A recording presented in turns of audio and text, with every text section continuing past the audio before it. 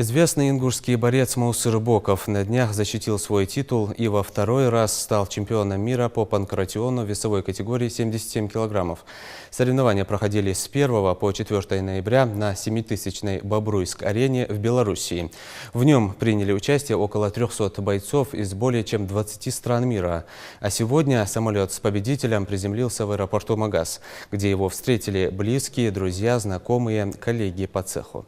Впервые титул чемпиона мира по панкратиону Мусыр завоевал в 2016 году на соревнованиях в Тбилиси, а в 2017 году спортсмен выиграл чемпионат России по боевому самбо.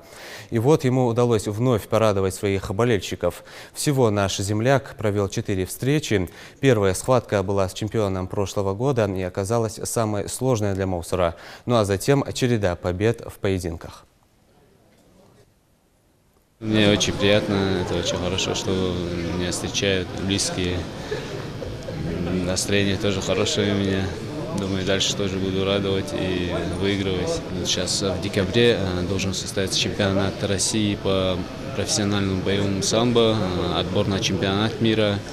Думаю, тоже там выступить, и чтобы поехать на чемпионат мира. Чемпионат мира будет у нас проходить в Махачкале, Дагестане. Тем более это очень будет престижный чемпионат.